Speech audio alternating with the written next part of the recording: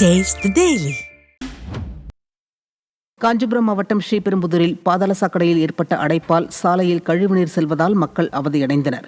சிவத்தாங்கலில் கழிவுநீர் தேங்கி நிற்பதால் சுகாதார சீர்கேடு ஏற்பட்டு நோய் தொற்று பரவும் அபாயம் உள்ளதாக மக்கள் புகார் தெரிவித்தனர். இதுகுறித்து பலமுறை புகார் அளித்தும் சீர் செய்யாமல் அதிகாரிகள் அலட்சியம் காட்டி வருவதாக அவர்கள் குற்றம் சாட்டினர். கழிவுநீரை அகற்றி சுகாதாரத்தை மேம்படுத்த விடியா ஸ்டாலின் அரசின் மாவட்ட நிர்வாகம் உடனடியாக நடவடிக்கை எடுக்க வேண்டும் என பொதுமக்கள் வலியுறுத்தினர். காஞ்சிபுரம் மாவட்டத்தில் ரேஷன் பொருட்கள் வழங்காததை கண்டித்து பொதுமக்கள் சாலை மறியலில் ஈடுபட்டனர்.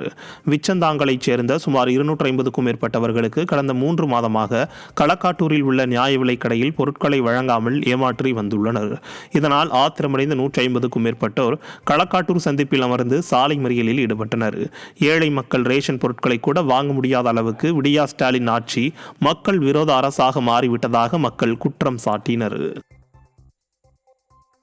விழுப்புரம் மாவட்டம் திருவெண்ணை நல்லூர் அரசு டாஸ்மாகில் மது பாட்டிலுக்கு கூடுதலாக 10 ரூபாய் கேட்டு அடாவடியில் ஈடுபடும் ஊழியரின் வீடியோ வைரலாகியுள்ளது.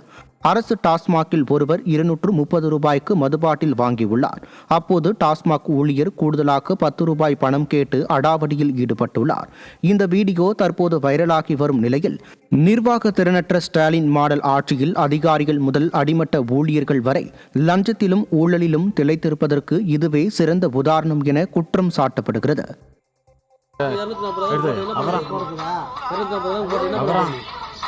எதுக்கு 30 போட்டுது 5 வாங்க என்ன பண்ண கேள்வி கேட்கறது இல்ல. எதுக்கு 35 வச்சுக்க எதுக்கு 35 வைக்க வேண்டாம். நீ 5 ரூபாய் வைக்கிற.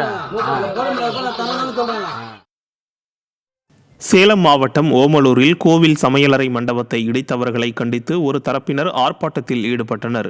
மானத்தாள் ஊராட்சியில் உள்ள அய்யனாரப்பன் கருப்பசாமி கோவிலில் 75 கிராமங்களைச் சேர்ந்த பொதுமக்கள் வழிபாடு நடத்தி வருகின்றனர். இந்த கோவிலை நிர்வகிப்பதில் இரு தரப்பினரிடையே ஏற்பட்ட தகராறில் கோவில் சமையலறை மண்டபத்தை ஒரு தரப்பினர் இடித்துள்ளனர். இதனை கண்டித்து மேட்டூர் பாரத ஸ்டேட் வங்கி முன்பு கோவில் நிர்வாகத்தைச் சேர்ந்த 50க்கும் மேற்பட்டோர் ஆர்ப்பாட்டத்தில் ஈடுபட்டனர்.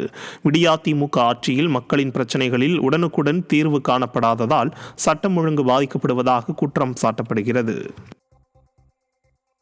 தென்காசியில் ஆளும் கட்சி தொழிற்சங்க உறுப்பினர்களின் தூண்டுதலின் பேரில் தனது ஓட்டுநர் உரிமத்தை திரும்ப தராமல் பணிமனை மேலாளர் இழுத்தடிப்பதாக கூறி தற்காலிக ஓட்டுநர் ஒருவர் தர்ணாவில் ஈடுபட்டார்.